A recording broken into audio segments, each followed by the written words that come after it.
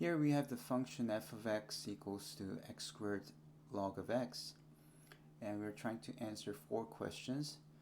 Find the domain, the critical numbers, interval where the function is decreasing, and relative extrema.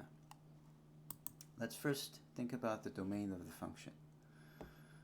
X squared is a polynomial, so for this part there's no problem in plugging in anything. The domain of x squared is negative infinity to infinity. However, log of x does not allow people to plug in negatives here. Log is not defined for negatives, and you can see that from its graph. The graph of the log function is this.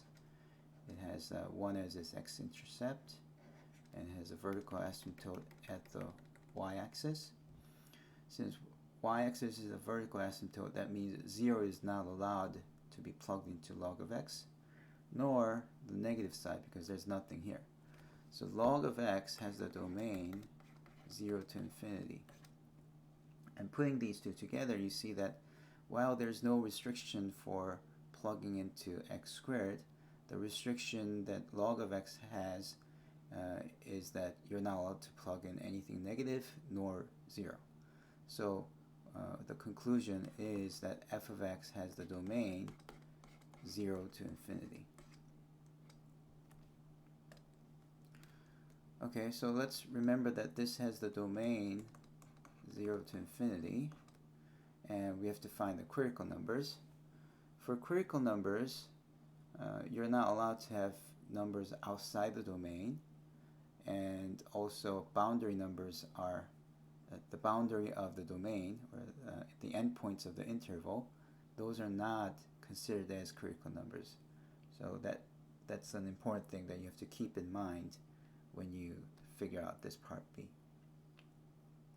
Now, to find critical numbers, we're looking for places where f prime of x does not exist, or f prime of x is equal to 0, so we do need to differentiate x squared ln of x.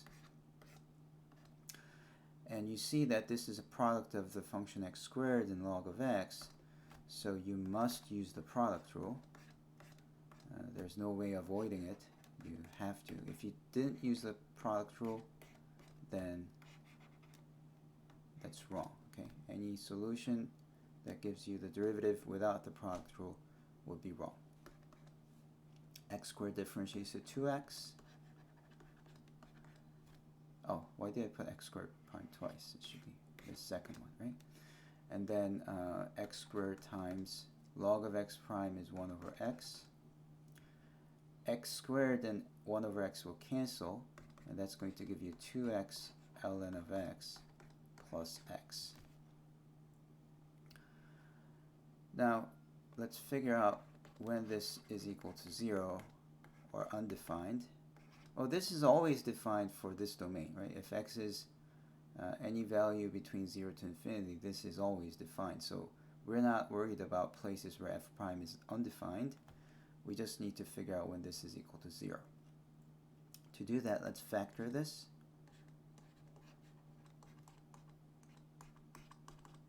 I factored it by seeing that x is a common factor, so I factored it out, leaving 2 ln x and 1.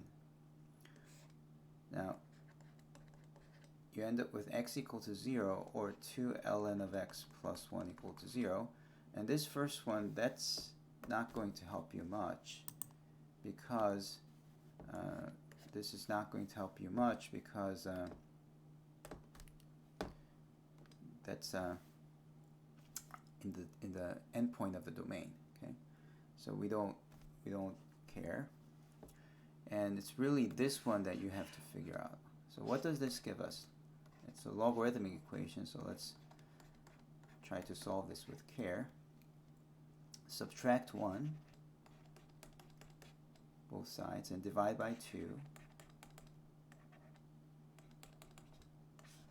Okay, it's almost this, but then how do you get rid of the ln x to, how do you get rid of the ln to isolate x?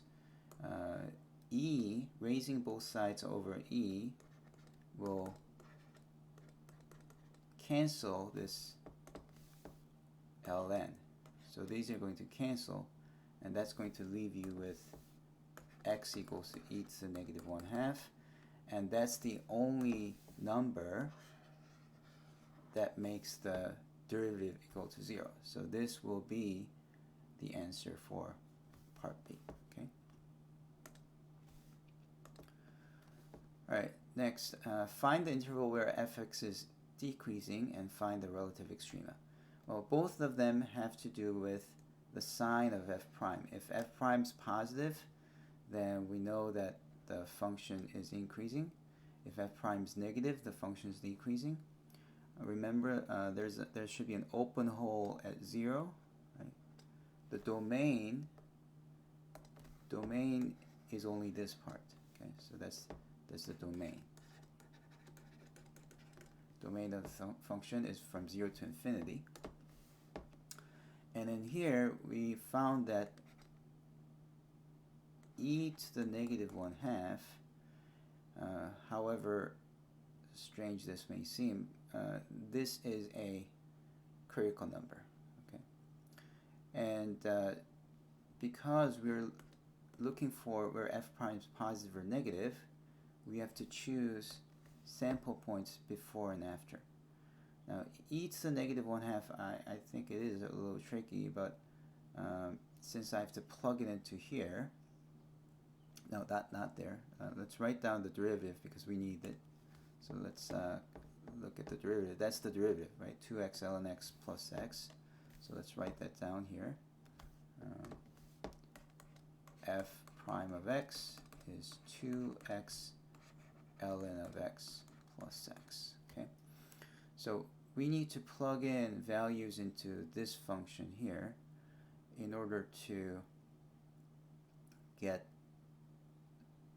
f prime's sign. If it's negative, then f prime will be negative in this entire interval from 0 to e to the negative 1/2. If it's positive, then so we just have to pick a sample point, plug it into f prime, and that will tell us the sign of f prime. Okay. Now I think we should we'll pick the sample point as e to the negative something really large, negative 10. Okay. See, exponential functions, if you have y equals e to the negative x, it decreases, right? Since negative 10 is less than negative 1/2, the graph, you can use the graph, or you can also use this fact that negative 10 is less than 1/2, negative 1/2, to say that this is less than this. Okay, so this definitely belongs between 0 to e to the negative 1/2. E to any power is positive, so it's always positive, but it's less than e to the negative 1/2. So I'm going to pick this. The reason I picked e to some power is because, one, I don't know exactly what value to put in here. Two, I know that if I have put e to some power, then it's going to easily cancel in here. So that's why I picked that. Okay, and then e is 2.7. It's about 2.7. Negative 1/2. That's 1 over 2.7 to 1/2 power, which is 1 over square root of 2.7. So that's going to be less than 1. So once you realize that that's less than 1, actually there's another way to figure this out. 1 is what? 1 is e to the 0th power, right? So that's another way to figure out that 1 will be on this side. Okay, and I like 1 because 1, since 1 is e to the 0th power, ln of 1 would be ln of e to the 0th power, so they cancel to give you 0. Okay, so I chose these two sample points. Now let's figure out the sign of f prime. I'm not worried about the value. I just need to know if it's positive or negative. That's all I need. Okay, so I'm going to plug in e to the negative 10, which is 2 times e to the negative 10 ln of e to the negative 10 plus e to the negative 10, 2 times e to the negative 10, ln and e cancels to give you negative 10 plus e to the negative 10. That's negative 20 e to the negative 10 plus e to the negative 10, and these are like terms. So think of e to the negative 10 like x, right? And then it's like negative 20x plus x. What's that? That's like negative 19x, right? So negative 19 e to the negative 10, and that's negative. Okay? That's what we need to know. So it will be negative here. On the other hand, f prime of 1 would be 2 times 1 times ln of 1 plus 1. But I just explained that ln of 1 is 0, right? So that's going to be 0 plus 1, which is equal to 1. So that's plus. It's plus at 1, so it's plus in this entire interval. Okay. So let's try to answer both questions now. Now we are able to say that the interval where f of x is decreasing is when f prime is negative, so it's this interval right here. What is that interval? That's from 0 until e to the negative 1/2. Okay. And find the relative extrema. Well, the only critical number is e to the negative 1/2, so we just have to figure out whether this is a relative max or relative min, but since f prime is negative and then positive, f would be decreasing and then increasing, making this e to the negative 1/2 as relative minimum. So relative minimum at x equals to e to the negative 1/2. But wait, we're not really finished. Relative minimum is really x comma y. You need both x and y coordinates. So you're going to put that in here, which gives you e to the negative 1/2 squared ln of e to the negative 1/2. And then these two cancel, which gives you, well, this multiplies, so it's e to the negative 1 times negative 1/2, or negative 1 over 2e, because e to the negative 1 is 1 over e, right? So that's the y coordinate. When x is e to the negative 1/2, y coordinate is this. So, sorry, I'm all over the place. You end up with e to the negative 1/2, comma, negative 1 over 2e as your relative minimum.